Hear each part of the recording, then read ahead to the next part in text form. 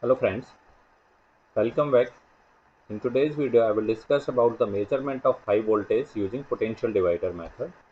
Before this I have already discussed about the measurement of high voltage using voltmeter method and sphere gap method.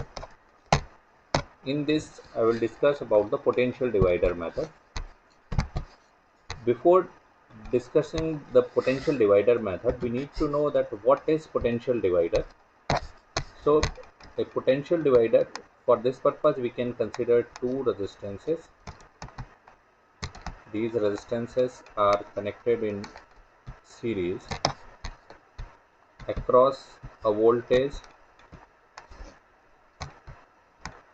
V, and these two resistances are having resistance R1 and R2.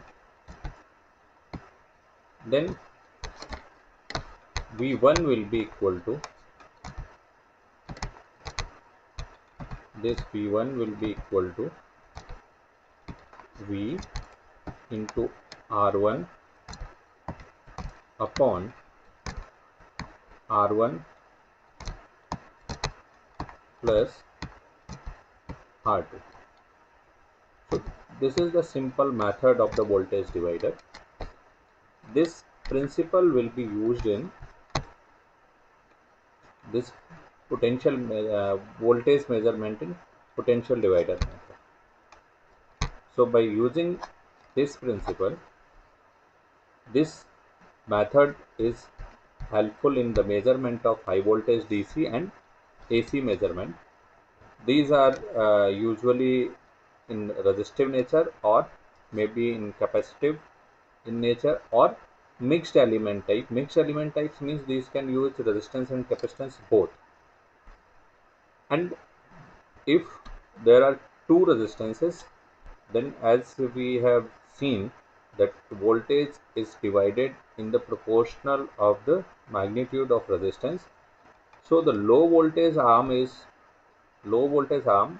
of the divider is generally connected for the measurement purpose, and that measurement can be done with the help of fast recording oscilloscope or a peak reading instrument. And this connection is also done through a delay cable or coaxial cable. This is the simple schematic diagram of a potential divider. This is high voltage which is to be measured. Z1 is the impedance first, and then Z2. These Z1 and Z2 are connected in series. Magnitude of Z2 is less than Z1. V1T, this is the applied voltage, and V2T will appear across this Z2, and then magnitude of this V2 will be this V2 will be equal to this V1 multiplied by Z2 upon Z1 plus Z2.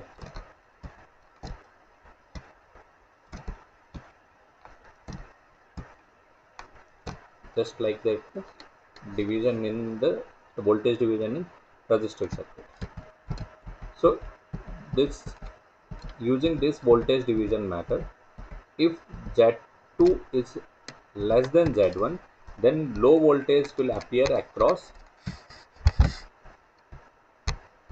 this Z2, and that low voltage can be measured with the help of a oscilloscope, and this delay cable is used for connecting this high voltage to this oscilloscope.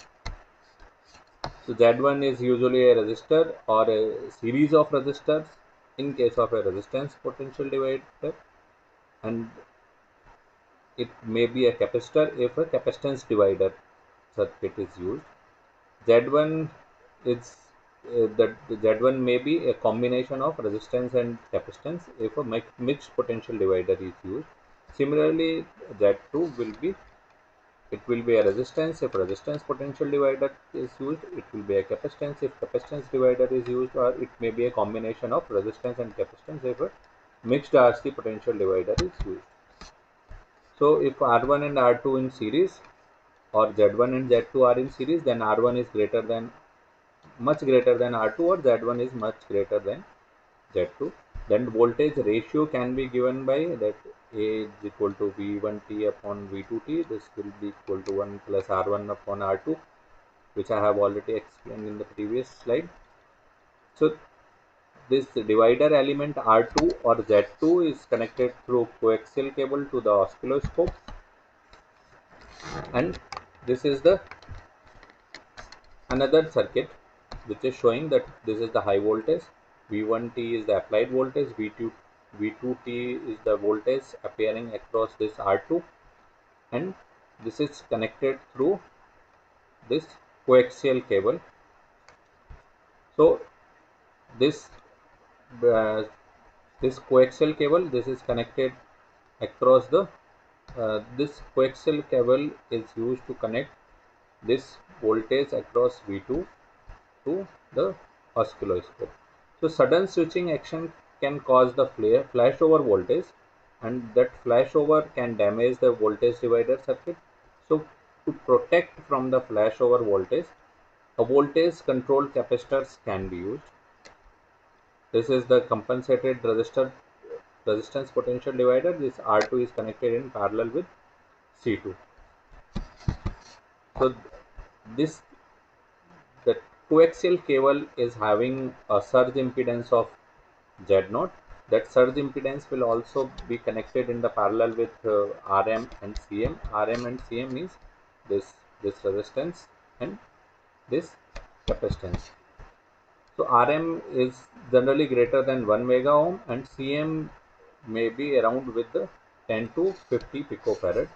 And for the high frequency and impulse voltage, the ratio of voltage can be given by this equation, 1 plus R1 upon R2 upon 1 plus j omega R2 Cm. This is also obtained from the same equation which I have discussed earlier.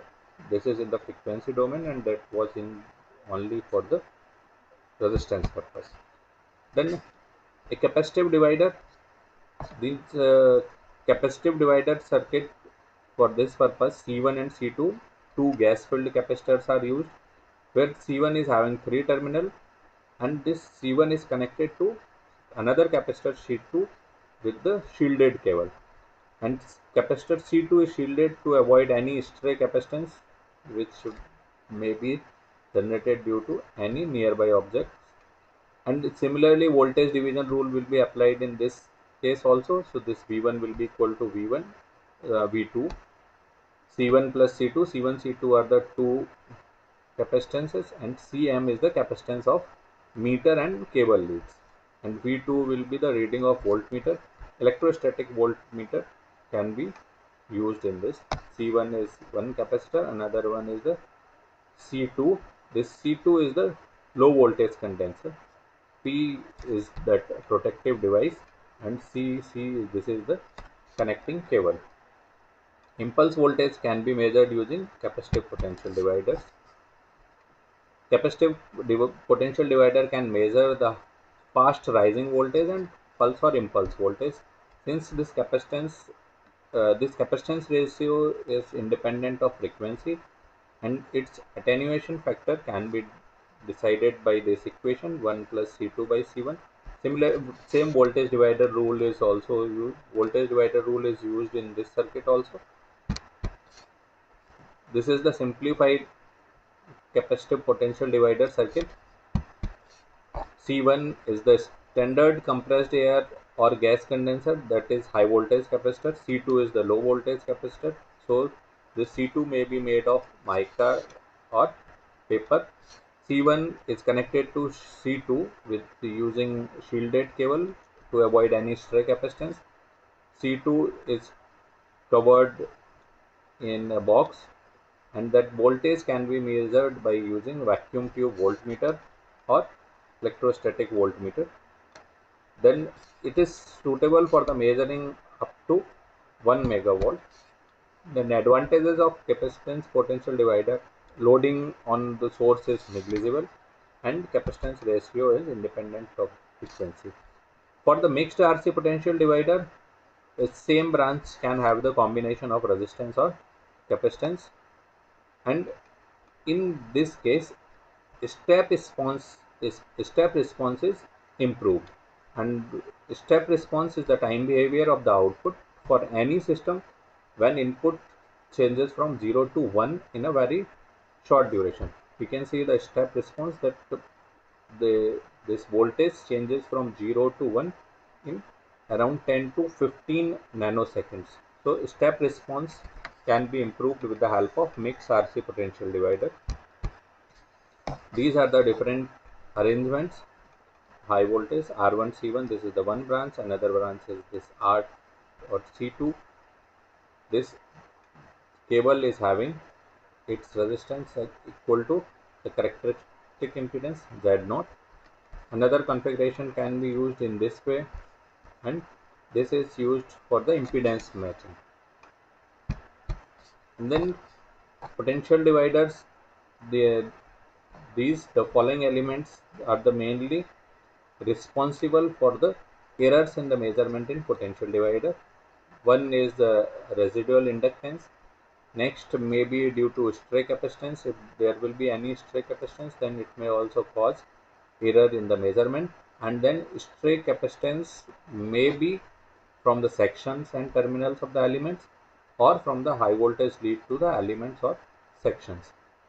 Another sources of error may be the impedance error, that this impedance variation may be due to the connection leads between the divider and test objects, and it may also due to the ground return leads and the another this extraneous current in the ground leads.